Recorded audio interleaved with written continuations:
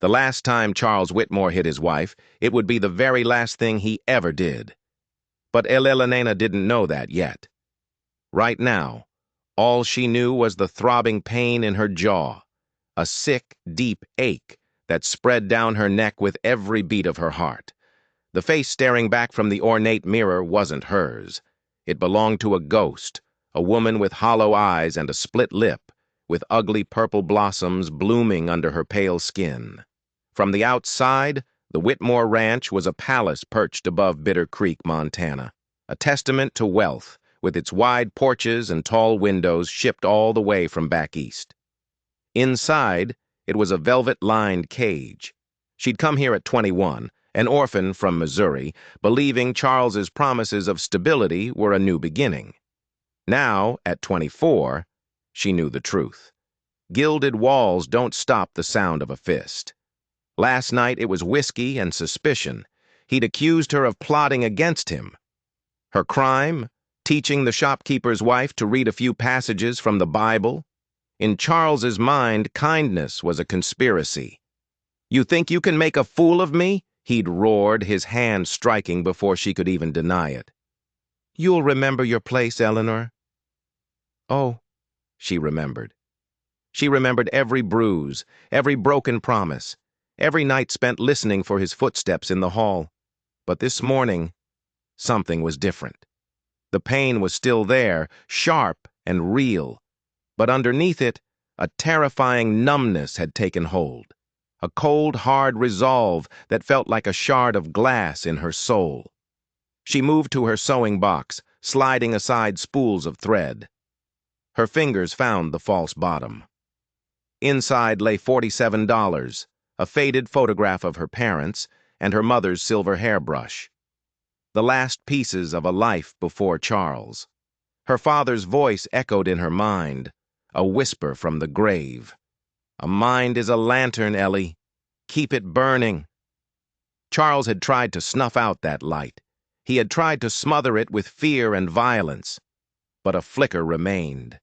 And today, that flicker was about to become a wildfire. The plan was so simple it was terrifying. Charles was gone, off to a cattle auction 2 towns over. He wouldn't be back until late tomorrow.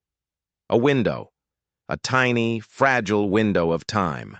She would walk to Bitter Creek, buy a stagecoach ticket, and disappear. She slipped through the quiet house, a small valise in her hand. Just a spare dress, the hidden money, her keepsakes, enough to escape, but not enough to look like she was running. The air was thick with the ghost of cigar smoke and stale whiskey. She forced herself not to run, to walk calmly, to breathe. In the kitchen, the housekeeper, Mrs. Gable, was humming over the laundry, her back to the door. Elena's heart hammered against her ribs. One glance, one question about the bag, one word to Charles when he returned. That's all it would take for her world to end. She held her breath, expecting the humming to stop, expecting the woman to turn, but she didn't. The humming continued, a low, mournful tune. Elena slipped out the back door, the cold morning air hitting her like a slap. This was real. This was happening. Bitter Creek was quiet, the church steeple a white spear against the sky. She kept her bonnet low, a veil of straw and fabric to hide the shame of Charles's handiwork. "Morning, Mrs. Whitmore," a voice called out. Mr. Finley, the hardware man, standing on his porch. She raised a hand but didn't turn, her pace quickening. Every nod, every greeting felt like a tightening noose. She could feel their eyes on her back, could feel the town's unspoken judgment.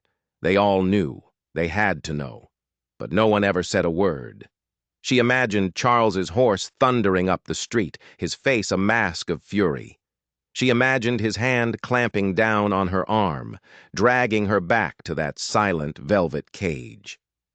The stage depot was a small, dusty building at the end of the street. It smelled of sweat and old leather. The clerk, a thin man with watery eyes, barely looked up from his ledger. "Next stage?" she asked, her voice a tremor she couldn't control. "Noon run to Red Rock," he mumbled, not even making eye contact. That will do. She slid $3 across the counter. His eyes flickered up just for a second. They didn't land on her face, but on the dark bruises peeking out from under her bonnet. Then they darted away, quick as a snake. He didn't say a word. He just scratched out the ticket with his pen. The silence was thick, suffocating. He knew. Of course he knew. He knew Charles Whitmore. Everyone did. "Leaves at noon sharp," he said, his voice flat. He pushed the ticket toward her, but his eyes lingered on her for a moment too long. And in them she didn't see pity. She saw something else. A flicker of calculation, a coldness that had nothing to do with apathy. It was the look of a man who served the highest bidder. And in this town, no one bid higher than Charles Whitmore. Ticket in hand, she stumbled back into the street, the sun suddenly feeling too bright, too revealing. 3 hours. 3 hours to wait. 3 hours for that clerk to send a rider out to the auction. 3 hours for her entire world to come crashing down. Panic clawed at her throat. She had to hide. She couldn't just sit in the depot. She fled the main street, following the creek out past the last buildings of town. She found a flat rock hidden by a thicket of cottonwoods and sank onto it, the ticket clutched in her hand. The water rushed past, ceaseless, relentless. She tried to breathe, to match her breath to the rhythm of the creek, but then she heard it. Hoofbeats, coming from the direction of town. Her blood turned to ice. It was over. The clerk had sent someone. She gripped her valise, ready to run, to scramble into the trees, but she knew it was hopeless. There was nowhere to go. A single horse emerged from the trees, a handsome chestnut. The rider was tall, his face shadowed by a broad-brimmed hat. He wasn't one of Charles's ranch hands. She didn't recognize him. He slowed the horse at the water's edge, letting it drink. Then his gaze swept the bank and landed right on her. "Beg your pardon, ma'am," he said, tipping his hat. His voice was low and steady. "Didn't mean to intrude." She tried to answer, to say it was fine, but the words wouldn't come. She kept her face turned away, hiding the bruises, praying he would just ride on. But he didn't. He dismounted, his movements slow and deliberate, like a man approaching a spooked animal. He kept his distance, but his eyes, sharp and blue, missed nothing. She saw the moment he noticed the marks on her face. A shadow crossed his expression. "Are you all right, ma'am?" he asked, his voice gentle. The question broke something inside her. How many times had she lied in answer to that question? How many times had she smiled and said, "I'm fine," while her body screamed in protest? This time she couldn't. She just shook her head, a small, jerky movement. He didn't press. He just stood there, a quiet, solid presence against the rushing water. "Name's Daniel Carter," he offered. He gestured to his saddlebags. "Got some water and jerky if you need it." Every instinct screamed at her not to trust him. A kind stranger in the middle of nowhere? It was a fairy tale, and she had stopped believing in those a long time ago.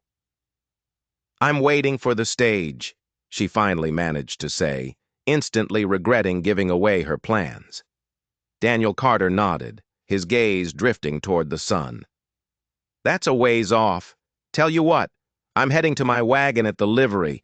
It's bound for Red Rock, too. Safer ride than the stage, less crowded." He looked directly at her then, and his eyes held a strange intensity. "Gossip travels fast on a public coach, ma'am, faster than the horses." Was it a warning or a threat? He tipped his hat again. "I'll be at the livery until 11. The choice is yours." He mounted his horse and rode away, leaving her alone with the sound of the creek and the pounding of her own heart. The stagecoach ticket felt like a lead weight in her hand. The depot, with that cold-eyed clerk, was a trap. She knew it in her bones. But this man, this Daniel Carter, was he the way out? Or was he just a different kind of trap, one she was walking into with her eyes wide open? She had run from a monster she knew, but what if she was about to put her trust in one she didn't? The church bells were striking 11, when Elena found herself standing at the edge of the livery stable. The smell of hay and manure was thick in the air, a familiar, earthy scent that did nothing to calm the frantic beating of her heart. The stagecoach ticket was a crumpled ball in her pocket.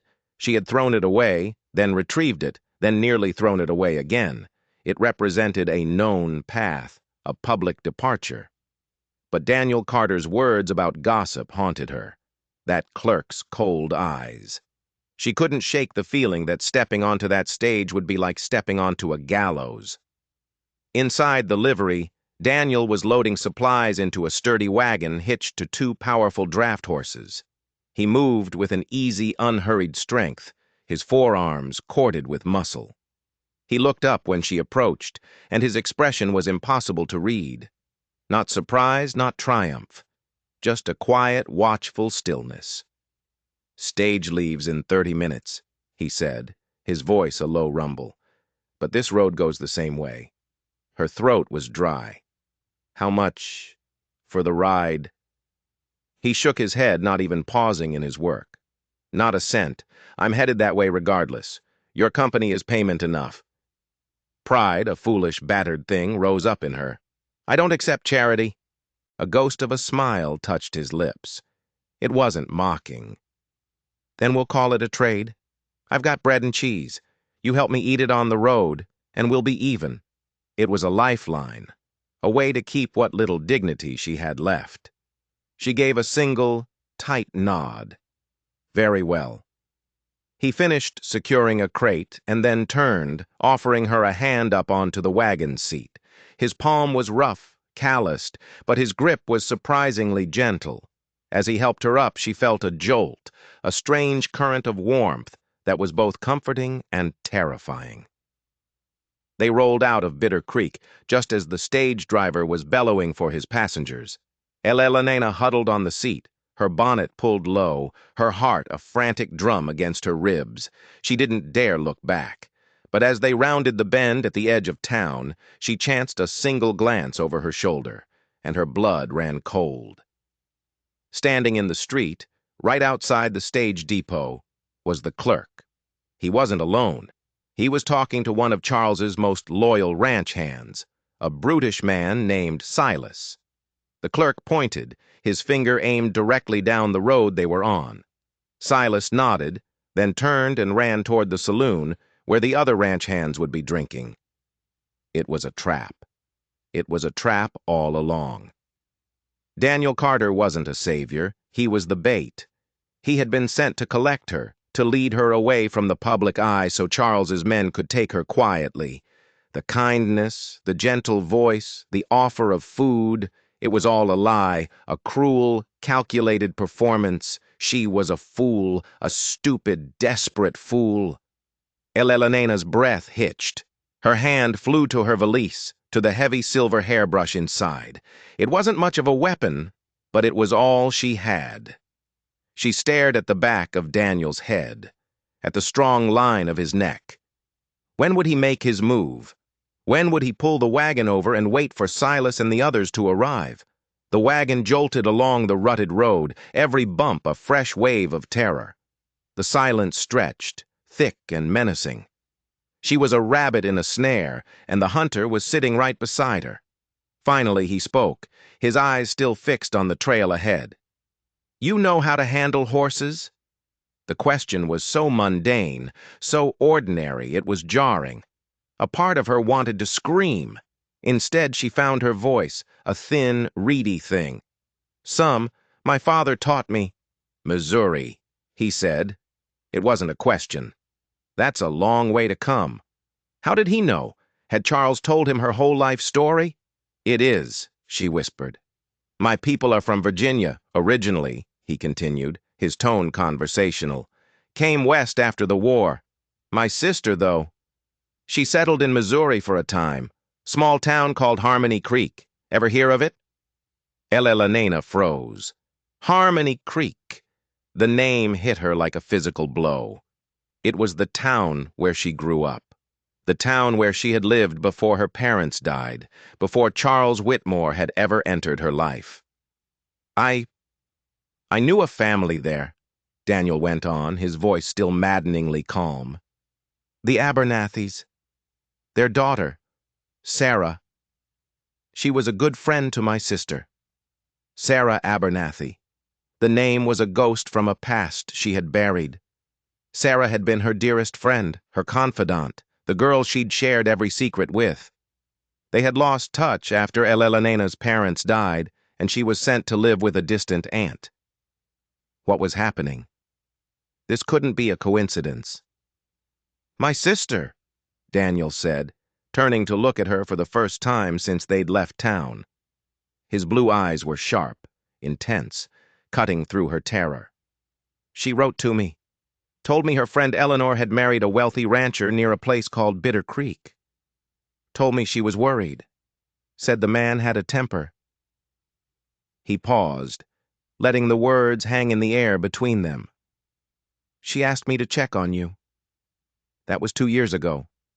I've been trying to find a way to get you out ever since. Sarah said you were trapped. Elena stared at him, her mind reeling. The trap wasn't for her. It was for Charles's men. Daniel hadn't been leading her into an ambush. He'd been leading them into one. The clerk, she stammered. Silas. Daniel's jaw tightened. The clerk works for whoever pays. Today, I paid him more. He was told to point Silas in this direction. What he didn't tell him is that the sheriff from Red Rock and 2 of his deputies are waiting for them just over that ridge. He pointed ahead to a line of hills shimmering in the distance. Charles Whitmore may own Bitter Creek, Daniel said, his voice like iron. But he doesn't own this whole territory. And his men aren't going to be taking you anywhere. Not today, not ever again. The world tilted on its axis. The man beside her wasn't a monster. He was a promise, kept across years and miles. A friend's desperate plea answered by a brother's quiet resolve. Tears streamed down her face, hot and cleansing. The fear didn't vanish, but it shifted, transformed into something else. A fragile, trembling hope that felt more dangerous than any fear she had ever known.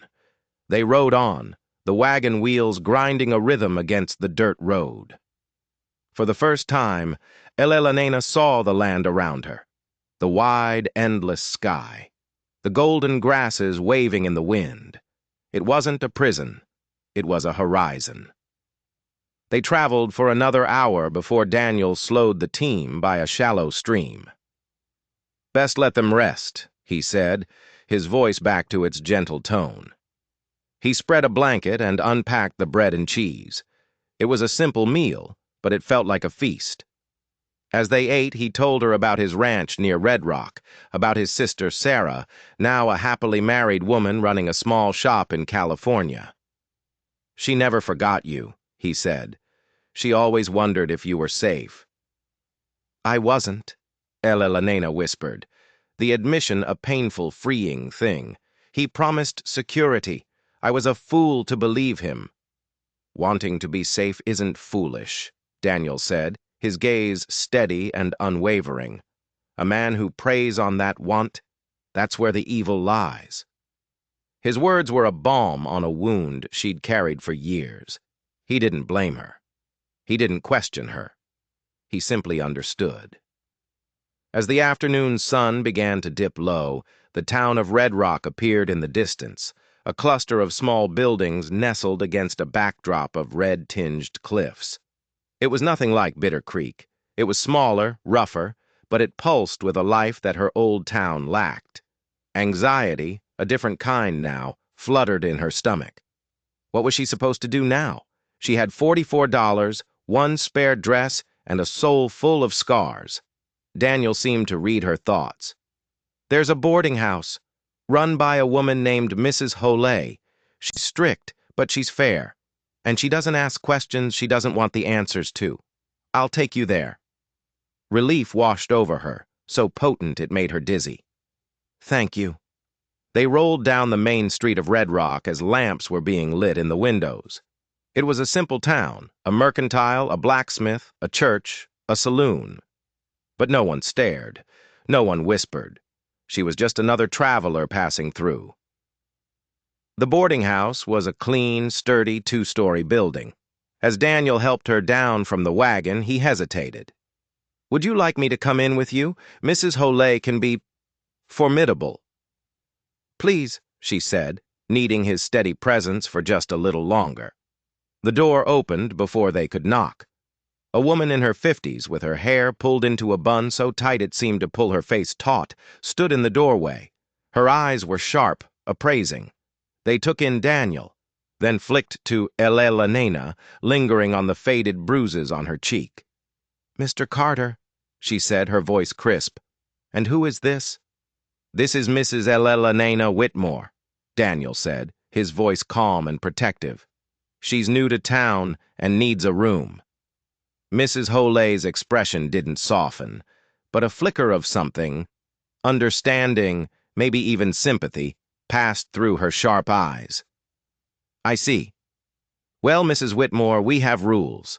No gentlemen in the rooms. Curfew at 9. Pay your rent on time. You do that, and you and I will get along fine." Elena found her voice. "That suits me perfectly."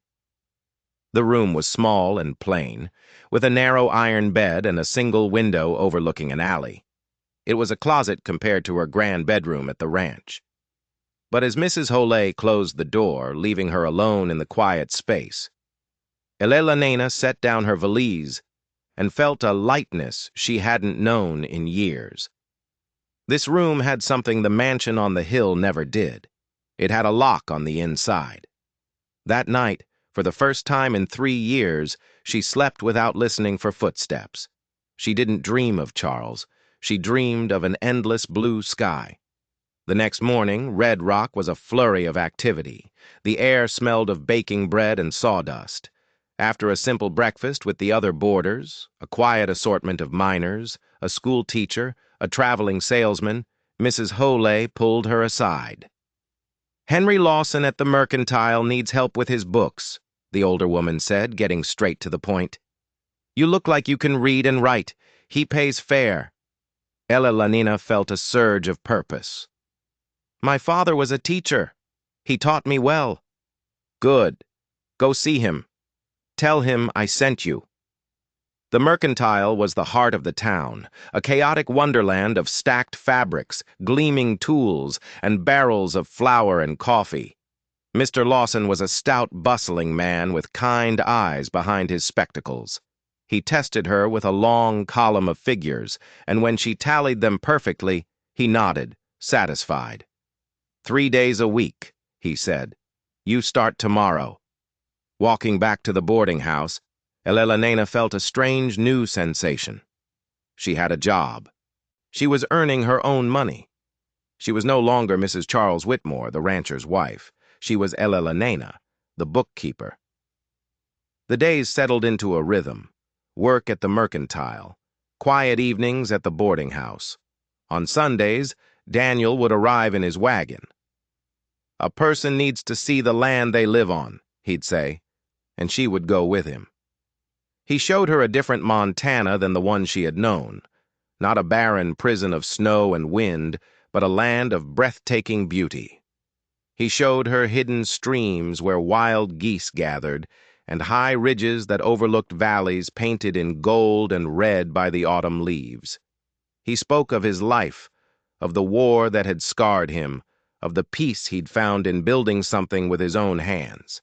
And slowly, haltingly, she began to speak of hers.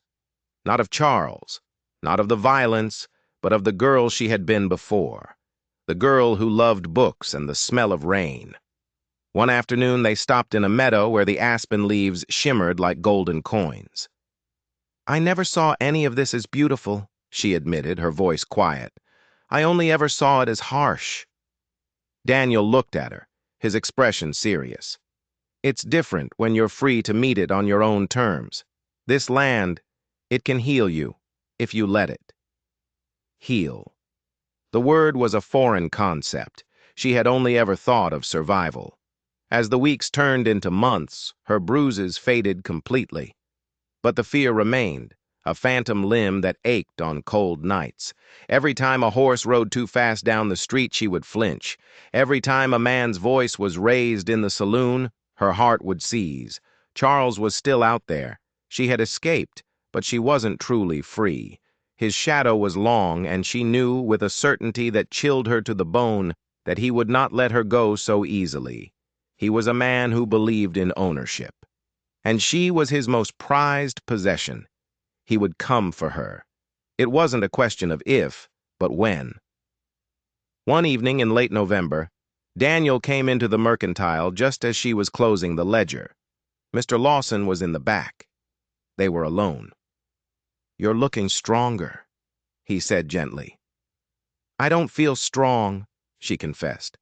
"Strength isn't about never being afraid," he replied, his voice low and steady. "It's about moving forward anyway." His words settled in her heart, a small, warm stone in a sea of cold fear. That night, as the first snowflakes of winter began to fall outside her window, she made a decision. She would not live as a ghost. She would not let the fear of Charles dictate the rest of her life. She would move forward. The town began to prepare for its annual Christmas social, to be held at the newly built railroad station. Mrs. Holay, in a rare display of sentimentality, insisted on sewing her a new dress from a bolt of dark green wool. "A woman should hold her head high," the landlady declared, her needles clicking like tiny weapons. When the night of the social arrived, Elena stood before the mirror and saw a stranger. The woman in the green dress had color in her cheeks and a light in her eyes. She was still scarred, still fragile, but she was no longer broken. The station was a whirl of light and laughter and music. She felt a familiar urge to shrink into the shadows, but then Daniel was there, his hand extended. "Would you dance, Elena?" She had not been called by her first name in years. To Charles, she was always Eleanor. The sound of her own name on Daniel's lips was a revelation. "Yes," she whispered, and let him lead her onto the floor. He guided her through the waltz, his hand firm and respectful at her waist. For 3 minutes, the world fell away. There was only the music, the warmth of his hand, and the steady look in his eyes. Later, as the evening wound down, he stood with her near the door. The crowd had thinned. The music had softened. "Elena," he began, his voice serious, "I admire you more than I can say, but you're still a married woman, and I won't cross that line until you are free, truly free. I'll just be your friend." He paused. "But if that day ever comes, I would be honored to call on you properly." His respect was a gift more precious than any jewel. Tears burned at the back of her eyes. "I don't know if that day will ever come," she said, her voice choked with emotion. "Then I'll wait," he said simply. She walked back to the boarding house under a sky full of stars, his words echoing in her soul. For the first time, she allowed herself to imagine a future. A life built not on survival, but on hope. A life with this quiet, steady man. But that fragile hope was about to be shattered. Because 2 weeks later, just as the new year dawned, a rider came from Bitter Creek. He wasn't looking for her. He was looking for the sheriff. The news spread through Red Rock like a winter plague. Charles Whitmore had been found dead, frozen solid in a blizzard on his own north pasture. An accident, they called it. A tragic end for a powerful man. Elena stood in the mercantile, a bag of flour slipping from her numb fingers, dusting the floorboards white like a funeral shroud. Charles was dead. She should have felt relief. She should have felt freedom. But all she felt was a cold, creeping dread. Because she knew Charles. He was a meticulous man. He knew the land better than anyone. He would never have been caught in a blizzard by accident. Someone had killed him. And she had a sickening feeling that his death was not the end of her story, but the beginning of a much more dangerous chapter. The law would come looking for answers. and a runaway wife with bruises on her face was the most obvious answer there was. Judge Harmon arrived from Bitter Creek 2 days later.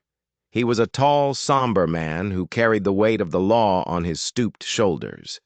He found her at the boarding house, sitting by the fire, her hands clasped so tightly her knuckles were white. "Mrs. Whitmore," he said, his voice heavy, "I bring official news. Your husband is dead." She just nodded, unable to speak. "The circumstances were unfortunate," he continued, choosing his words carefully. "He was found near a broken fence line.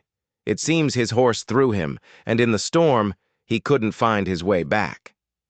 A perfectly plausible story, a story everyone would be happy to believe. "Legally," the judge went on, "you are his sole heir. The ranch, the accounts, it's all yours." The words were absurd. The fortune built on her misery was now hers. "I don't want it," she said, her voice shaking. "I don't want any of it." "Be that as it may," Harmon said gently, "the estate must be settled, and that will require your presence in Bitter Creek. Return to that house, to that town." The thought was a physical pain, but she had no choice. Daniel found her that evening, staring into the flames. He didn't need to ask. He could see the terror in her eyes. "I'll go with you," he said. It wasn't a question. The journey back was a descent into a living nightmare. Every mile closer to Bitter Creek brought the old fear rushing back. When the familiar steeple came into view, her breath caught in her throat. The town was a place of ghosts. People stared as she walked down the street with Daniel at her side. They whispered behind their hands. The widow. The runaway. They were all thinking the same thing. Did she do it? The legal proceedings were a blur of papers and signatures. She sat in the judge's office, a ghost in her own life, while men discussed the value of the cattle and the acreage of the land she now owned. Her only goal was to be free of it. "Sell it," she told the judge, her voice firm. "Sell everything. I want nothing that was his." The decision sent a ripple of shock through the town's business community, but she didn't care. She would not live in that house. She would not spend his money. That night, in the sterile room of the town's only hotel, she couldn't sleep. The house on the hill loomed in the darkness, a silent monument to her suffering.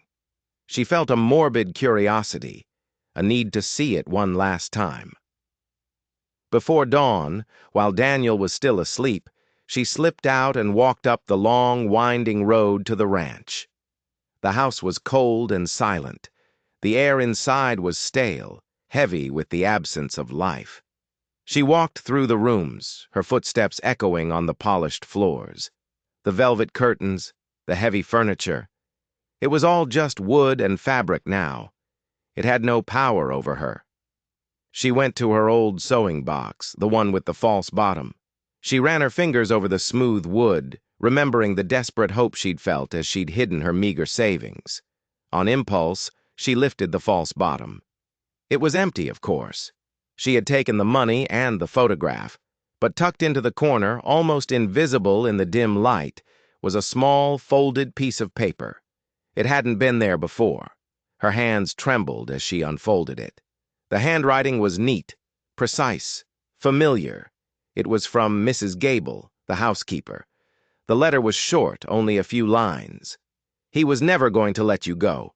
I heard him talking to Silas. He was going to hunt you down and bring you back. He said he would break you for good this time. A man like that doesn't deserve to draw breath. The cinch on his saddle was old. Sometimes old leather just snaps, especially on a cold night." Elena read the words again.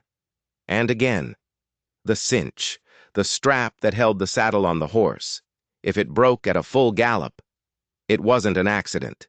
It was justice. Delivered by the quiet, humming woman she had been so afraid of. Mrs. Gable hadn't been a threat. She had been a guardian angel, armed with a sharp knife and a deep-seated knowledge of worn leather. Elena sank to the floor, the letter clutched in her hand. She thought of the women in town, of Mrs. Lawson learning to read, of the silent glances, the unspoken pity. Maybe it wasn't pity. Maybe it was a silent conspiracy of survival, a network of women watching, waiting, protecting their own in the only way they could. She finally understood. Charles hadn't been killed by the storm.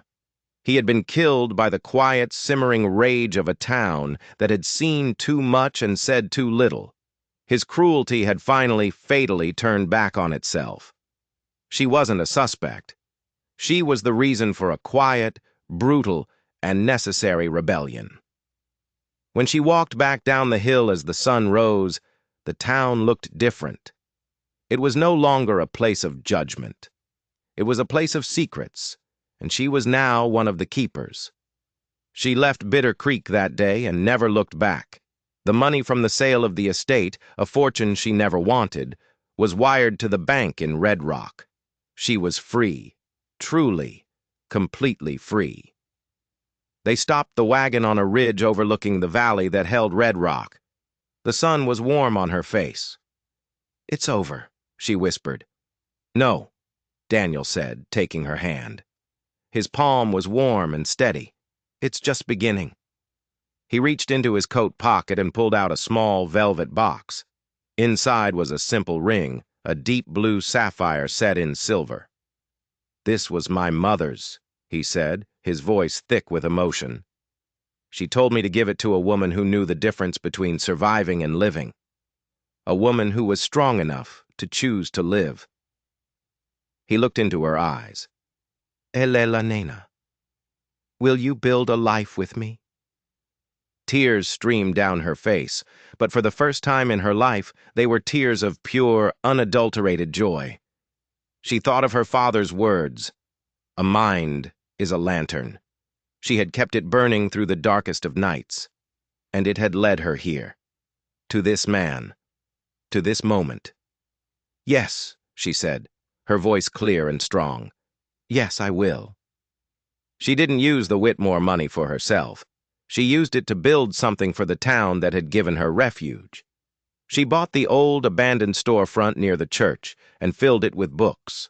The Prairie Star Reading Room became a beacon in Red Rock, a place of learning and community, a place where children could hear stories of dragons and faraway lands, and where women could gather and speak freely. She and Daniel were married in the small church, surrounded by the faces of their new family: Mr. Lawson, Mrs. Holey, the quiet miners and their wives. They built a home on Daniel's ranch, a place filled with light and laughter. A year later, their daughter was born. They named her Sarah, after the friend whose long-ago worry had set a quiet hero on a path to save a woman he'd never met.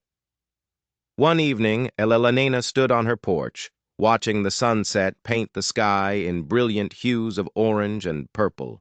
Her daughter slept peacefully in her arms, and Daniel's arm was warm around her shoulders. She looked out at the vast, beautiful land that she had once seen as a prison. The scars were still there, faint silver lines on her soul. They always would be, but they no longer hurt. They were just a reminder of the darkness she had walked through to get to the light. A reminder that sometimes the most powerful force in the world isn't a man's fist, but the quiet, unwavering courage of those who refuse to let the darkness win. If you enjoyed this story and want to hear more tales of justice and survival, make sure you hit that subscribe button and ring the notification bell. You won't want to miss what's coming next.